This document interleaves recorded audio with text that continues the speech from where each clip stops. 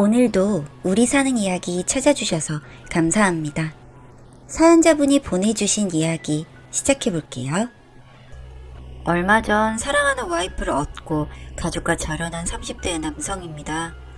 저는 화목한 가정에서 자라서 오래 사귄 여자친구와 연애 결혼에 성공했습니다.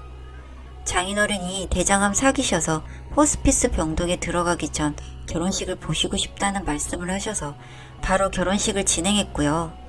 모두의 축복을 받으며 식을 마치고 저희는 본가로 들어왔습니다. 본가는 늘 생각이 있었습니다. 다만 모아놓은 돈이 뭉겨 있어서 둘 다 집을 구하는 것은 1년쯤 후로 하자고 합의를 해둔 상태였고요. 아내도 오래 만난 사람이라 서글서글하니 저희 부모님과 잘 어울려서 다른 사람들이 듣기에는 의아할 수 있으나 제법 화목한 가정을 꾸려 그렇게 살았습니다. 그러다 보니 대가족이 되었습니다. 저희 결혼 후에 살벌하신 저희 이모, 친이모라고 할 순 없지만 그래도 친이모급인 분이랑 같이 살고 있었습니다. 엄마와 어릴 때부터 동네에서 살았고 둘이 친자매처럼 그렇게 지내오던 분이셨거든요. 그런데 그 이모의 남편이 먼저 세상을 떠나게 되신 거였죠. 워낙 금슬이 좋으셨던 분들이라 혹시나 무서운 생각이라도 하실까 두렵다며 저희 어머니가 완강하게 데리고 들어오셨죠. 아내는 역시 좋은 성격을 발휘해서 이모하며 잘 따랐던 것 같습니다. 그렇게 혼인신고를 한 후 신혼생활을 즐기다 보니 운 좋게도 청약에 당첨되었습니다. 잘 풀리는 나날이었죠. 거기 들어가서 살 거면 굳이 분가를 했다가 이사할 거 없이 그냥 집에서 살라는 저희 부모님의 말씀에 깊이 감사하고 이사를 미루었죠. 벌써 3년 반 전의 일입니다. 그런데 그러던 어느 날 생각하고 싶지도 않은 일이 일어났습니다. 회사에서 열심히 일을 하고 있었는데 갑자기 전화가 오더라고요. 모르는 번호라 받지 않았는데 계속 울렸습니다. 그래서 밖으로 나와 통화 버튼을 눌렀죠. 여보세요? 김수희 씨 남편 되시는 분입니까? 아내 되시는 분이 사고가 나서 지금 병원에 계십니다. 긴급 수술에 들어가야 해서 빨리 와주셔야 할 것 같습니다. 뭐라고요? 거기가 어딥니까? 당장 택시를 잡아타고 병원으로 달려갔습니다. 그렇게 탐스럽고 예쁘던 검은 머리카락이 온통 피로 젖어 있더라고요. 흰 시트 위를 적신 핏자국에 정신이 아득해졌습니다. 옷도 제대로 못 걸치고 온 것인지 맨몸에 가디건만 덜렁 걸쳐놓고 아슬아슬.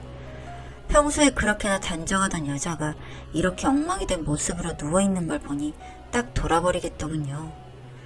동의서에 사인을 하고 들은 사고는 더 저를 돌아버리게 만들었습니다. 정말 터무니없는 일이었거든요. 단순합니다. 집에서 샤워를 하고 나오다가 비누를 밟고 뒤로 미끄러졌다고 하더군요. 재수없게도 벽리에 머리를 박고 타일에 피부가 찢어졌다고 했습니다.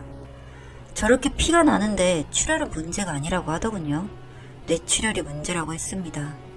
뇌가 많이 부어서 머리를 절개해 열어야 한다고 했습니다. 그렇게 수술을 마쳤고 아내는 소위 말하는 식물인간 상태가 되었습니다. 그 다음은 지옥이었죠. 와이프는 병원에 누워만 있었는데 대학병원 입원비가 감당되지도 않고 병실도 비워줘야 한다 하더군요.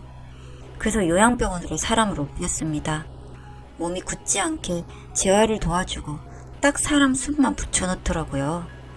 낡은 이불을 덮고 숨만 쉬고 있는 내 여자를 보니 저도 살기가 싫었습니다.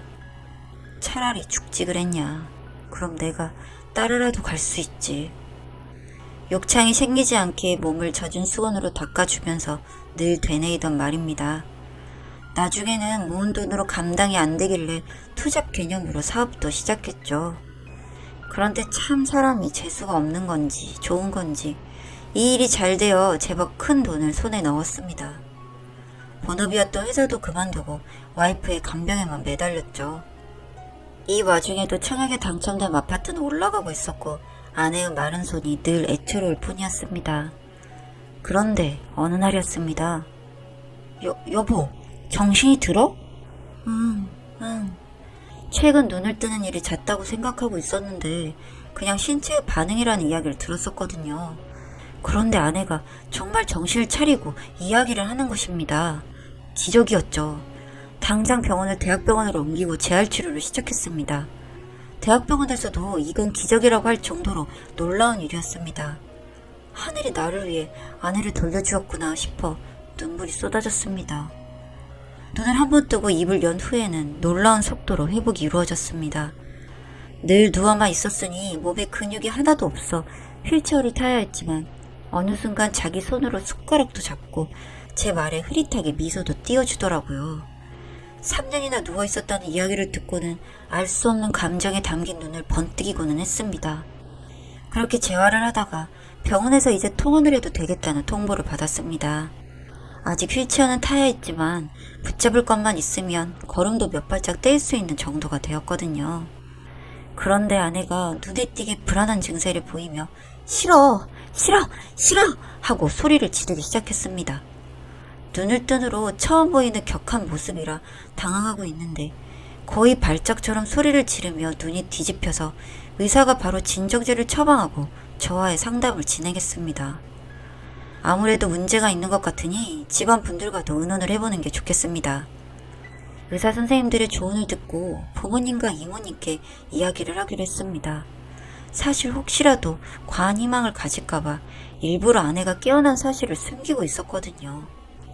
사실 그동안 이모와 아버지는 계속 와이프를 포기하라고 이야기를 하셨기도 합니다. 뇌세 상태나 다름없는데 그냥 연명치료 포기하고 보내주자고요. 그런데 안 그러길 잘했다는 걸 와이프의 나아진 상태로 증명하고 싶은 마음도 있었고요. 어머, 정말 잘됐다. 발랄하게 소리치며 제 손을 덥석 잡으신 분은 바로 이모님이었습니다. 어머니는 기쁜 마음에 눈물만 뚝뚝 흘리고 계셨죠. 다만 마음에 걸리는 것은 아버지의 반응이었습니다. 그래, 어찌 말은 제대로 할 수 있고 바보가 된 것은 아니고? 기쁨보다는 아내의 상태부터 묻는 말에 저 양반이 원래 무뚝뚝해 그렇구나 생각을 했죠. 아직 말은 제대로 못하는데 재활을 꾸준히 하면 된다고 해요. 그래? 아버지가 어딘가 꺼림칙한 표정을 숨기지 않으시더군요. 이렇게 실망할 것 같아 미리 이야기를 안 했는데 잘했던 일이구나 싶어 조금 씁쓸해졌죠. 그리고 이 이야기를 묻고 아내의 재활에만 집중을 했는데 어느 날 사업자 출장에 다녀왔더니 와이프가 봉투 하나를 내주더라고요. 어? 이게 뭐야? 읽어봐. 아직 길게 이야기하는 것은 부담스러워 이 사람이 나한테 편지를 썼구나 싶었죠. 그리고 눈이 뒤집혔습니다. 손으로 하나하나 타이핑해서 프린트한 것 같은 그 A4 용지에는 사고가 난 날 있었던 일들이 빼곡하게 적혀 있더라고요. 오빠, 내가 비누를 밟고 미끄러졌다는 건 사실이 아니야. 나는 집에 들어가기가 무서워. 나 그날 샤워도 안 하고 있었고 마트 다녀온다고 밖을 나갔었는데 마트까지 가서 지갑을 찾으니까 지갑이 없는 거야. 그래서 집으로 돌아갔는데 거실에서 아버님이랑 이모님이 홀딱 벗고 해서는 안 된 일을 하고 계셨어. 손이 덜덜 떨렸습니다. 무뚝뚝하지만 다정하다고 생각했던 아버지가 불륜이라니요. 그리고 그 상대가 휴, 말이 됩니까? 막장 드라마가 따로 없는 이야기에 순간 눈을 의심하게 되었습니다. 와이프가 울그락 푸르락 하는 제 얼굴을 보더니 손을 뻗어서 종이에 다음 장을 넘겨주더라고요. 나 너무 놀라서 뒷걸음쳐서 그냥 밖에 나왔는데 오빠한테 전화하려고 번호 누르고 있었는데 그 다음부터 기억이 없어. 누가 밀치는 느낌이었고 그런데 나 정말 욕실에서 샤워한 기억은 없어. 우리 집 계단에 있었는데 거기서 넘어진 거 아닌가 싶고 솔직히 그거 아버님 같아. 아버님이 그랬어. 아내가 종이를 보더니 가슴을 치면서 울더라고요. 정말 와이프 볼 낯이 없었습니다. 이 사람이 거짓말을 말할 사람도 아니고 사실 일반적인 사람이면 상상을 할 수 있는 내용도 아니지 않습니까? 이게 정답이고 아버지가 내 와이프를 밀친 게 맞구나 싶었죠. 미안하다 정말. 나 집에 못 가. 집에 가기 무섭다며 눈물을 쏟는 와이프를 뒤로하고 밖으로 나왔습니다.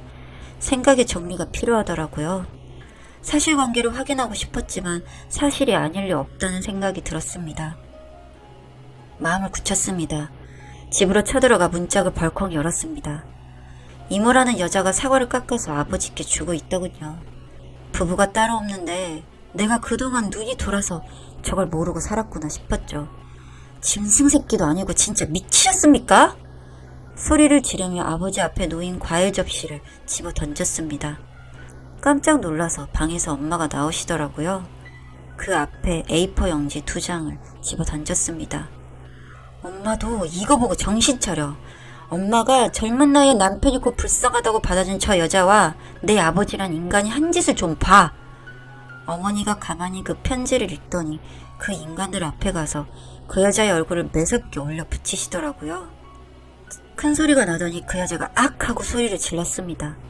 미친년, 죽은 제부한테 미안하지도 않아? 엄마가 그 여자의 머리채를 붙잡더니 과일 자르던 것으로 머리칼을 숭덩 자르시더라고요. 그리고 아버지를 노려보니 아니야, 다 오해야, 실수였어 하고 멍청한 소리를 내뱉었습니다. 솔직히 제가 이러면 안 됩니다만 고백합니다. 아버지 멱살을 잡고 온 힘을 다해 주먹을 날렸습니다. 도저히 참을 수가 없더라고요. 그렇게 근엄하던 아버지의 입술이 터지면서 뭘 탁 뱉는데 이가 빠졌더라고요. 더러운 새끼, 그렇게 더럽게 구니까 자식 새끼한테 맞아서 강냉이나 나가지. 어머니가 비아냥거렸습니다. 희한하게 눈물 한 방울 안 흘리시고 그 여자를 걷어차시더라고요. 그리고 아버지 얼굴 위에 쟁반을 내던지셨는데 어안이 벙벙해서 아버지도 그걸 다 맞고 계시더군요. 그 여자가 휴대폰을 꺼내서 경찰을 부르려고 했는데 어머니가 휴대폰을 잡아 빼서 싱크대에 던져버렸습니다.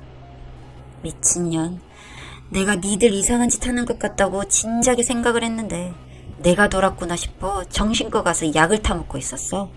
더러운 것들, 어디서 상상도 못할 짓을 내 지붕 아래서 해? 그렇게 대차게 아버지 얼굴에 침을 탁 뱉은 어머니가 제 손을 붙들더니 말씀하시더라고요. 우리 며느리 보러 가자.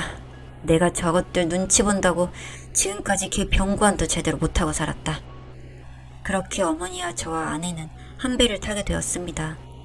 어머니는 저한테 이혼으로 유명한 변호사를 사달라고 하시더라고요. 그동안 그 둘이서 바람을 피고 있던 것이 확실한데 어머니가 정신병을 얻어 의부증이 생긴 건 줄 알고 약을 처방받아 먹고 있었다 하시더라고요. 이제야 확실해졌다며 오히려 시원해진 모습이었습니다. 어머니는 일단 이혼을 하겠다는 입장이시고 저희한테는 아버지를 법적으로 처벌하고 싶으면 그렇게 하라고 말씀하셨습니다. 저희 부부는 일단 회복에 전념하고 있고 그 후에 법적인 절차를 밟을 예정입니다.